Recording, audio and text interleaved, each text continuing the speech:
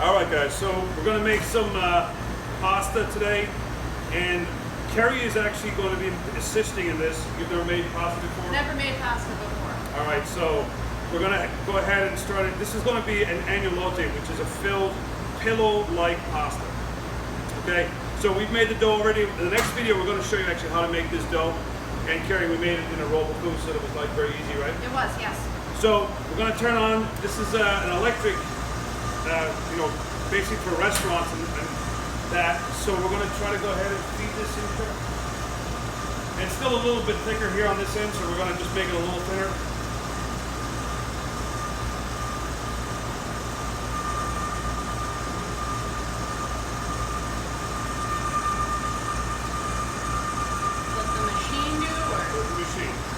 All right, so you're just going to keep trying to shape it, and what you want to do is keep adding flour, because the last thing you want to do is have it get too sticky, because if it gets stuck inside the machine, then that's not going to be very good for us. So we're just going to adjust it a little bit, and Carrie, I'll just have you go ahead and feed that in.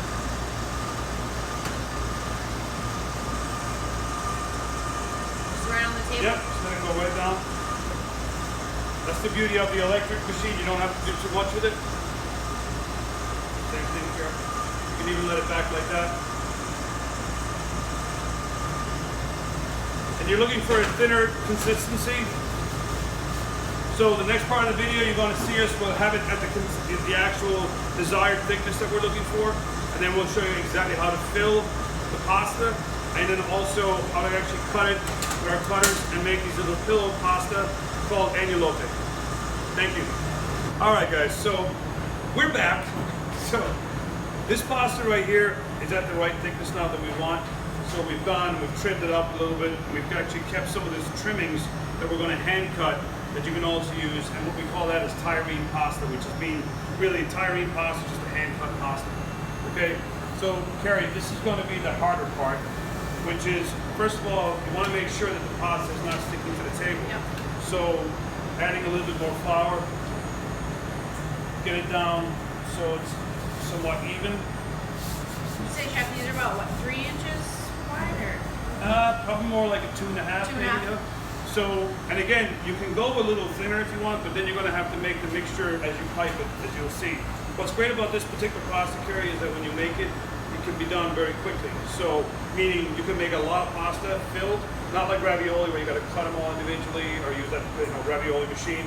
This is a little bit different, but this is actually a sweet corn. Basically, we've taken roasted corn, goat cheese, garlic, pesto, a little bit of Parmesan Reggiano. Okay, this is going to be a filling. You want the filling to be a little bit on the, not too stiff, but stiffer, because you don't want it to be where it just oozes out of the pasta, right? So first thing next thing we're going to do is we're going to brush this, right? So the egg is actually, it's not, people say it's flavor. Yeah, it's flavor for sure in some cases, but it's really about the glue. So, and since there's eggs in our pasta, we actually would always use eggs. Now, a lot of times you'll see in Asian cuisine, they'll use water, because not a lot of times will they use eggs in some of the recipes. So they use water as the binding agent. Right. So we're just gonna go ahead and brush. And then what we'll do, we'll pipe it.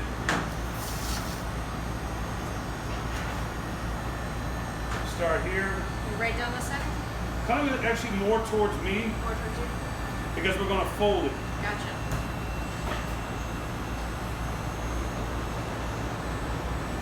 When we made this, we roasted the corn. The garlic is raw going in. And as we take out the roasted garlic of the actual roasted corn, the garlic actually just goes in. It actually starts to cook when it comes right out of the oven. And then we just take everything and we puree it, because you want it to be somewhat of a smooth consistency. It can't be too thick, because obviously you won't be able to pipe it. And that's the texture that you're looking for the finished product. So this is really the harder part. So Carrie, I'm gonna let you do the next one, but I'm gonna show you how to do this one. So you're gonna roll this over, just like that. Actually, Carrie, if you want to continue, I can pass it on to you on this side. All right? And you want to kind of go and actually just make sure it's all, because we're going to make sure it's tucked in, right? Yeah. Perfect.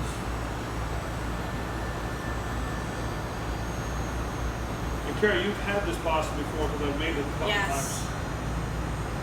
So you can attest to the fact that it actually has great flavor. The filling is where it's at. And then we're going to roll it again a little bit more. Notice it works better to use like the 2 fingers. Yeah, definitely. Right. So one more time.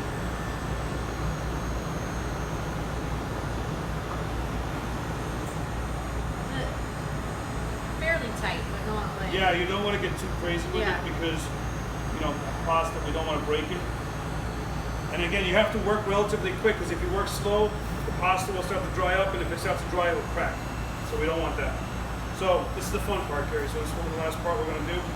Take your 2 fingers, you're going to pinch it.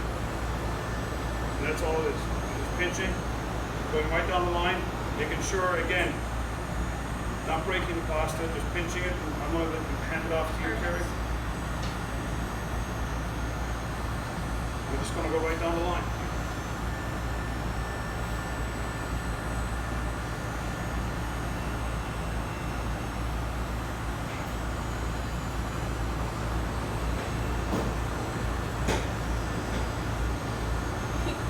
Catch it up. Speed and clean. And there it is.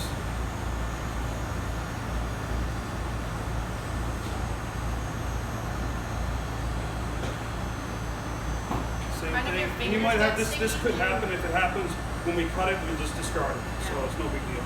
That's again, usually that's a sign that the pasta is getting dry. Like, does your fingers get a little sticky doing it? Like Yeah, what you happened do to is- me. all you Put do- a little flour. Just go like that. All right. Like that. I feel like I wasn't getting a tight enough Yeah, pinch. perfect.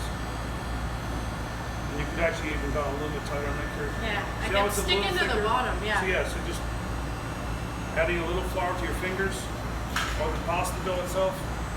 Don't be afraid to use pasta and flour because it's all, That's what it is. when we cook it, it's going to come off anyway, so you're fine. All right, Chris? Yeah. That's perfect. And again, like I said, when we go down this line, you have pieces that do that. It's no big deal. You can certainly freeze it, cook it, it'll be fine. So next thing we're going to do now is just go ahead and cut it. You want to go right down the center. Again, working quickly.